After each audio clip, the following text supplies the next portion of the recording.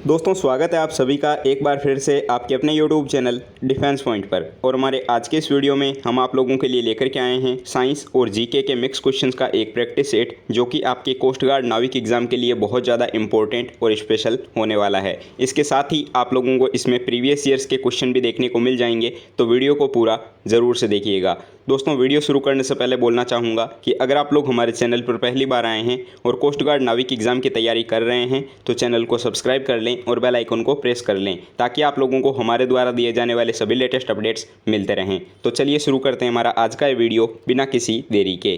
तो देखिए दोस्तों, फर्स्ट क्वेश्चन जो कि आपको यहाँ पर दिया हुआ है कि घरों में लगे हुए पंखे और बल्ब जो होते हैं वो किस क्रम में लगे हुए होते हैं। ठीक है, ऑप्शन दिए गए हैं श्रेणी क्रम में, समानांतर क्रम में, मिश्रित क्रम में या फिर ये सभी।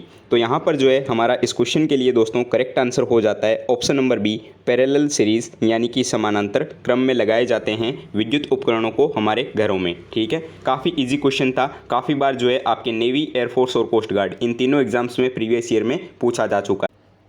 और दोस्तों साथ ही मैं आप लोगों को बताना चाहूँगा अनअकैडमी के बारे में। अनअकैडमी के द्वारा 3 नए कोर्सेज़ को शुरू किया गया है, जो कि आपके हैं प्राइड एयरफोर्स, अशोका एनडीए और लक्ष्य एनडीए। तो अगर आप लोग एयरफोर्स एग्ज़ाम या फिर एनडीए एग्ज़ाम की प्रिपरेशन कर रहे हो तो इन कोर्सेज़ के लिए इनरोल कर सकते हो। डिफेंस के टॉप एजुकेटर्स के द्वारा आपको यहाँ पे पढ़ाया जाएगा, जिससे कि आप लोग एनडीए एग्ज़ाम और एयरफोर्स एग्ज़ाम के रिटर्न को आसानी से क्वालिफाई कर लोगे। तो अगर आप लोग इन कोर्सेज़ के लिए इनरोल करना चाहते हो तो आप लोगों को अनअकैडमी का लर्नर ऐप इंस्टॉल करना होगा और उसके बाद में सिंपली दोस्तों आप लोगों को उसमें रजिस्टर कर लेना है। जैसे ही आप लोग रजिस्टर कर लेंगे आपसे पूछा जाएगा चूज़ कोर्स। तो कोर्स में डिफेंस की कैटेगरी में आपको एनडीए, एयरफोर्स एक्सवाई और नेवी को सिलेक्ट कर लेना है। उसके बाद में दोस्तों आपसे पूछा जाएगा गेट सब्सक्रिप्शन, तो आपको वहाँ पे क्लिक करना है और वहाँ से दोस्तों आप लोगों को एक सब्सक्रिप्शन प्लान को चूज़ कर लेना है। जैसे ही आप लोग सब्सक्रिप्शन प्लान को चूज़ कर लेंगे आपसे पूछा जाएगा रेफरल कोड। तो दोस्तों रेफरल कोड में आप लोगों को डिफेंस पॉइंट ज़रूर से फिल कर देना है,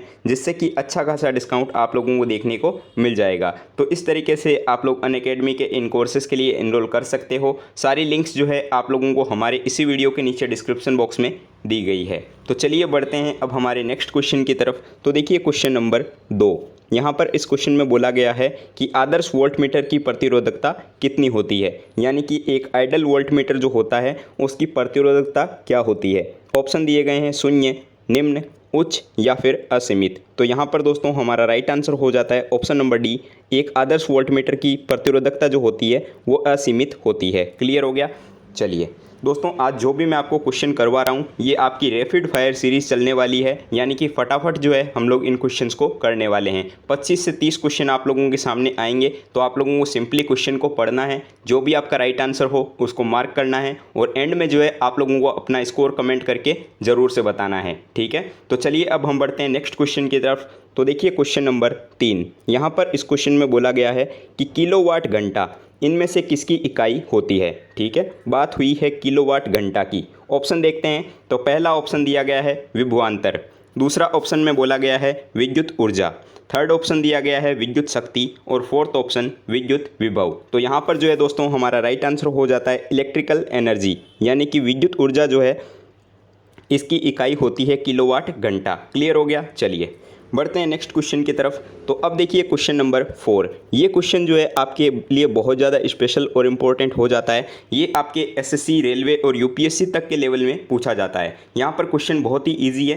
क्वेश्चन में बोला गया है कि ट्रांसफॉर्मर प्रयुक्त किया जाता है। ठीक है, तो ट्रांसफॉर्मर जो है किस में प्रयुक्त किया जाता है। तो ट्रांसफॉर्मर का काम होता है एसी वोल्टेज के उपचयन या फिर उपचयन करना। ठीक है, तो एसी वोल्टेज का उपचयन या फिर अपचयन करना जो है काम होता है ट्रांसफॉर्मर का। क्लियर हो गया। चलिए बढ़ते हैं नेक्स्ट क्वेश्चन की तरफ। तो अब देखिए क्वेश्चन नंबर 5, यहाँ पर दोस्तों इस क्वेश्चन में बोला गया है कि दो विद्युत आवेशों के बीच में लगने वाले बल से संबंधित है।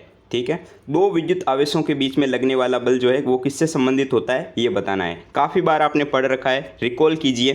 तो देखिए ऑप्शन दिए गए हैं एम्पियर का नियम, कूलाम का नियम, ओम का नियम या फिर इनमें से कोई नहीं। तो यहाँ पर जो है हमारा राइट आंसर हो जाता है option number B, law of Coulomb. ठीक है, यानी कि कूलाम का नियम।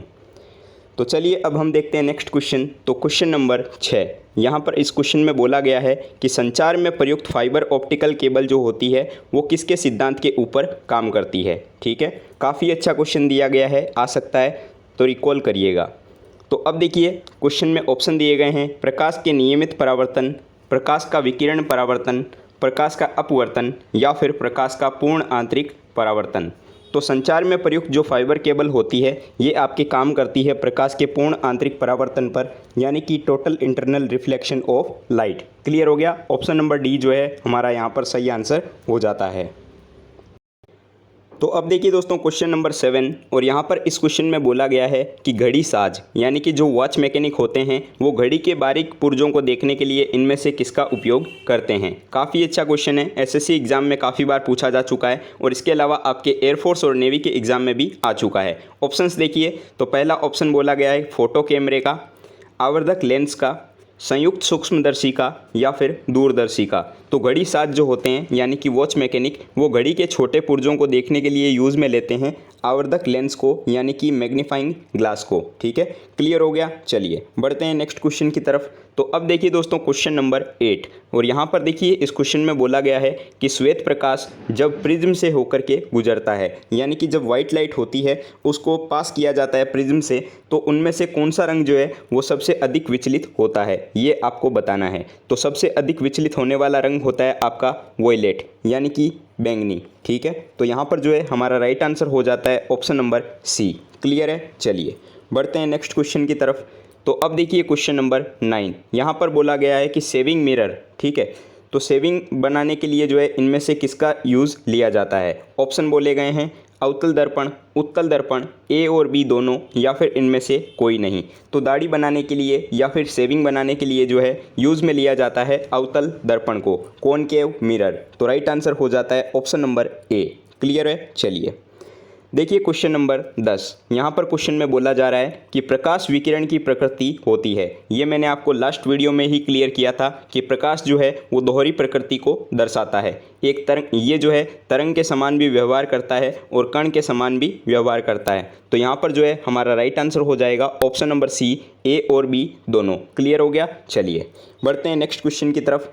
तो अब देखिए क्वेश्चन नंबर 11। दोस्तों जितने भी क्वेश्चन करवा रहा हूँ सारे जो है काफ़ी ज़्यादा इंपॉर्टेंट और स्पेशल और सिलेक्टेड क्वेश्चन तैयार किए गए हैं, तो इनको पूरा ज़रूर से देखिएगा। बीच में जो है बिल्कुल भी वीडियो को आपको स्किप नहीं करना है।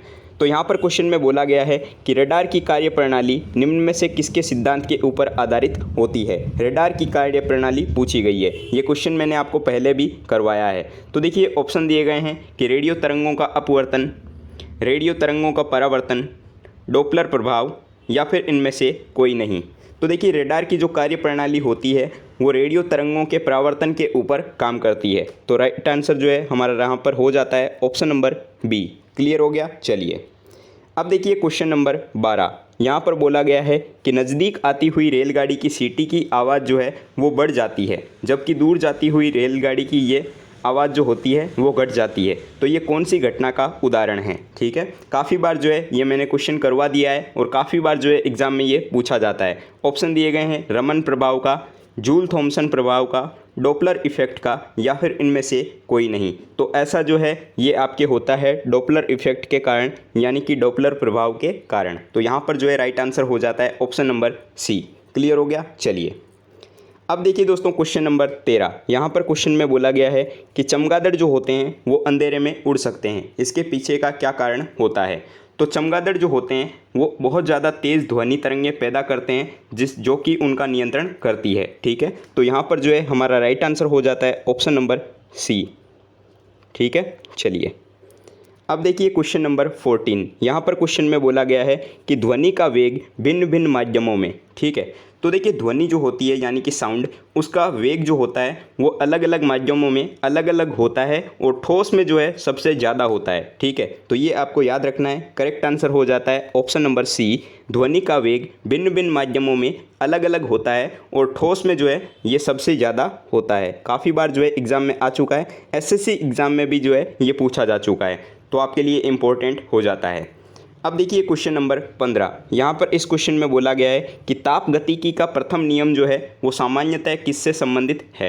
ये क्वेश्चन भी जो है काफ़ी इंपॉर्टेंट हो जाता है। तो यहाँ पर देखिए चार्ल्स का नियम, ऊर्जा के संरक्षण का नियम, ऊष्मा के विनिमय का नियम या फिर न्यूटन के शीतलन का नियम। तो यहाँ पर जो है दोस्तों राइट आंसर क्या होगा, तो यहाँ पर करेक्ट आंसर हो जाता है ऊर्जा के संरक्षण का नियम यानी कि law of conversion of energy. Right answer will be option number B. Clear है? चलिए अब देखिए क्वेश्चन नंबर 16, यहाँ पर से जो है आपकी जीके शुरू हो जाती है। तो देखिए क्वेश्चन नंबर 16 में बोला गया है कि भारत की संविधान सभा गठित करने का आधार क्या था। ठीक है, यानी कि जो हमारे देश की कॉन्स्टिट्यूशन असेंबली ऑफ इंडिया जो थी उसको गठित करने का आधार क्या था। ठीक है, ऑप्शन दिए गए हैं भारतीय राष्ट्रीय कांग्रेस का प्रस्ताव, कैबिनेट मिशन प्लान 1946, भारतीय स्वतंत्रता अधिनियम 1947, या फिर ऑप्शन नंबर डी भारतीय डोमिनियन के प्रांतीय या फिर राज्य विधानमंडल के प्रस्ताव। तो यहाँ पर जो है हमारा राइट आंसर होगा option number B cabinet mission plan 1946। तो भारतीय संविधान सभा गठित करने का आधार था कैबिनेट मिशन प्लान। ये क्वेश्चन भी जो है बहुत ज़्यादा इंपॉर्टेंट हो जाता है, रिकॉल रखिएगा, एग्जाम में जो है आ सकता है। चलिए बढ़ते हैं नेक्स्ट क्वेश्चन की तरफ। तो अब देखिए क्वेश्चन नंबर 17, यहाँ पर इस क्वेश्चन में बोला गया है कि मुस्लिम लीग ने किस कारण से जो है संविधान सभा का बहिष्कार किया था। तो हमारा जब देश का संविधान बन रहा था तो उस समय जो है जो संविधान सभा गठित हुई थी तो उसका मुस्लिम लीग ने किस कारण से जो है बहिष्कार किया था, ये पूछा है। ऑप्शन दिए गए हैं मुस्लिम लीग संविधान सभा का अध्यक्ष किसी मुस्लिम को बनाना चाहता था, ऑप्शन नंबर बी मुस्लिम लीग को संविधान सभा में उचित प्रतिनिधित्व नहीं मिला, ऑप्शन नंबर सी मुस्लिम लीग मुस्लिमों के लिए एक अलग संविधान सभा चाहता था, या फिर ऑप्शन नंबर डी उपयुक्त सभी। तो देखिए मुस्लिम लीग ने जो है इनमें से किस कारण से जो है संविधान सभा का बहिष्कार किया। तो यहाँ से जो है राइट आंसर हो जाता है ऑप्शन नंबर सी, मुस्लिम लीग जो है वो मुस्लिमों के लिए अलग से ही एक संविधान सभा का निर्माण करना चाहता था। ठीक है, यानी कि उन्होंने बोला था कि हम लोग जो है अपनी एक अलग ही संविधान सभा का निर्माण करेंगे और उसको जो है संविधान में ऐड किया जाएगा। ठीक है, चलिए क्लियर हो गया। बढ़ते हैं नेक्स्ट क्वेश्चन की तरफ। तो अब देखिए क्वेश्चन नंबर 18, यहाँ पर इस क्वेश्चन में बोला जा रहा है कि भारतीय संविधान के किस भाग को उसकी आत्मा की संज्ञा प्रदान की गई है। ये यहाँ पे संज्ञा होगा। ठीक है, देखिए प्रस्तावना, मौलिक अधिकार, राज्य के नीति निदेशक तत्व, या फिर ऑप्शन नंबर डी संविधान के सभी अनुच्छेद। तो संविधान की आत्मा की संज्ञा जो है वो प्रदान की गई है आपके प्रस्तावना को, यानी कि प्रीएम्बल को। ये जो है क्वेश्चन बहुत ज़्यादा इंपॉर्टेंट हो जाता है, तो ध्यान में रखिएगा। चलिए बढ़ते हैं अब नेक्स्ट क्वेश्चन की तरफ। तो देखिए क्वेश्चन नंबर 19, ये आपके प्रीवियस ईयर का क्वेश्चन है, फर्स्ट डे फर्स्ट शिफ्ट में आया हुआ क्वेश्चन है कि सिटीजन एंड सोसाइटी नामक पुस्तक के लेखक कौन हैं। सिटीजन एंड सोसाइटी नामक पुस्तक, अगर आपने पहला पेपर दिया है तो आप लोगों को याद होगा ये क्वेश्चन जो है आपके एग्जाम में आया हुआ है। इसके अलावा वेबसाइट पे भी जो मैंने आपको प्रीवियस ईयर के क्वेश्चन प्रोवाइड करवाए थे उनमें भी ये क्वेश्चन ऐड किया हुआ था, तो आप लोगों को जो है इसका आंसर पता होना चाहिए। तो यहाँ से देखिए दोस्तों करेक्ट आंसर हो जाता है option number D Hamid Ansari. Citizen and society नामक जो पुस्तक है वो लिखी गई है हामिद अंसारी के द्वारा। तो right answer will be option number D. Clear हो गया। चलिए अब देखिए क्वेश्चन नंबर 20, ये क्वेश्चन भी जो है आपके प्रीवियस ईयर में आया हुआ है, लास्ट ईयर जो है एग्ज़ाम हुआ था आपका उसी में आया हुआ है कि भारत का राष्ट्रीय युद्ध स्मारक कहाँ पर स्थित है। तो भारत का जो राष्ट्रीय युद्ध स्मारक है यानी कि नेशनल वॉर मेमोरियल, ये आपके न्यू दिल्ली में स्थित है। तो राइट आंसर हो जाता है ऑप्शन नंबर ए नई दिल्ली। अब देखिए क्वेश्चन नंबर 21, और यहाँ पर इस क्वेश्चन में बोला गया है कि भारतीय पहली मिसाइल कौन सी थी। ठीक है, तो पहली भारतीय मिसाइल का नाम क्या था ये बताना है। ऑप्शन दिए गए हैं अग्नि, सागरिका, पृथ्वी, या फिर धनुष। तो देखिए पहली भारतीय मिसाइल जो थी ये आपकी थी पृथ्वी। ठीक है, और ये जो है वो सरफेस टू सरफेस मिसाइल थी, यानी कि सतह से सतह तक मार गिराने वाली मिसाइल, नाम था पृथ्वी। ये क्वेश्चन भी जो है प्रीवियस ईयर का क्वेश्चन है, काफ़ी इंपॉर्टेंट हो जाता है, तो इसको रिकॉल रखिएगा, इस बार भी आ सकता है। अब बढ़ते हैं नेक्स्ट क्वेश्चन की तरफ। तो देखिए क्वेश्चन नंबर 22, यहाँ पर क्वेश्चन में बोला गया है कि निम्नलिखित में से कौन सा भारत का पहला बैंक है। ठीक है, भारत का पहला बैंक कौन सा था ये पूछा है। ऑप्शन दिए गए हैं bank of Kolkata, Punjab national bank, bank of Hindustan, या फिर भारतीय स्टेट बैंक। तो यहाँ पे राइट आंसर हो जाता है option number C bank of Hindustan, जो कि 1770 यानी कि 1770 ईस्वी में जो है इसकी स्थापना की गई थी। बैंक ऑफ हिंदुस्तान जो है वो भारत का सबसे पहला बैंक था। क्लियर हो गया। चलिए अब देखिए क्वेश्चन नंबर 23, यहाँ पर क्वेश्चन में बोला गया है कि कैंडला जो है इनमें से किसकी इकाई होती है। कैंडला बहुत ज़्यादा इजी क्वेश्चन दिया गया है। ऑप्शन दिए गए ज्योति फ्लक्स, ज्योति प्रभाव, ज्योति दबाव या फिर ज्योति तीव्रता। यहाँ पर जो है दोस्तों हमारा राइट आंसर हो जाता है ऑप्शन नंबर डी, ज्योति तीव्रता। क्लियर है? चलिए अब देखिए क्वेश्चन नंबर 24। यहाँ पर बोला गया है कि सीसा भंडारण बैटरी, ठीक है, तो सीसा भंडारण बैटरी में जो है प्रयुक्त अम्ल कौन सा होता है, यानी कि कौन से एसिड का यूज़ में लिया जाता है। ऑप्शन दिए गए हैं ऑक्जेलिक अम्ल, H2SO4, HCl या फिर उपरोक्त में से कोई नहीं। तो सीसा भंडारण बैटरी में जो है वो H2SO4 को यूज़ में लिया जाता है। तो यहाँ पर राइट आंसर हो जाएगा option number B, H2SO4। Clear हो गया? चलिए अब देखते हैं नेक्स्ट क्वेश्चन। तो ये जो है आज के इस वीडियो का लास्ट क्वेश्चन होने वाला है और यहाँ पर इस क्वेश्चन में बोला गया है कि एशियाटिक सोसाइटी कहाँ पर स्थित है। ठीक है, तो एशियाटिक सोसाइटी की बात हुई है। ऑप्शन दिए गए हैं नई दिल्ली, कोलकाता, मुंबई या फिर चेन्नई। तो देखिए एशियाटिक सोसाइटी जो है ये आपके कोलकाता में स्थित है। तो राइट आंसर हो जाता है option number B, Kolkata. Clear हो गया? ये क्वेश्चन भी काफ़ी इंपॉर्टेंट हो जाता है, ध्यान में रखेंगे। तो अब देखिए दोस्तों लास्ट क्वेश्चन जो कि आप लोगों के लिए है क्वेश्चन फॉर यू में, और इस क्वेश्चन का राइट आंसर क्या होगा आप सभी लोगों को जो है नीचे कमेंट बॉक्स में कमेंट करके बताना है। तो आप लोगों के लिए दोस्तों क्वेश्चन है कि भारतीय पुरातत्व विज्ञान का जन्मदाता जो है इनमें से किसे कहा जाता है। आपके लिए ऑप्शन दिए गए हैं दयाराम सहनी, राखालदास बनर्जी, अलेक्जेंडर कनिंगम या फिर यज्ञदत्त। तो इनमें से जो भी आपका राइट आंसर होगा आपको नीचे कमेंट बॉक्स में कमेंट करके बताना है। ये क्वेश्चन आप सभी लोगों के लिए है, तो सभी लोग जो है कमेंट करके ज़रूर से बताएंगे। तो आई होप आप लोगों को सारे क्वेश्चन जो है समझ में आ गए होंगे। दोस्तों जितने भी क्वेश्चन थे बहुत ज़्यादा इंपॉर्टेंट क्वेश्चन है, एग्जाम में आपके आ सकते हैं, तो इनको रिकॉल कीजिएगा।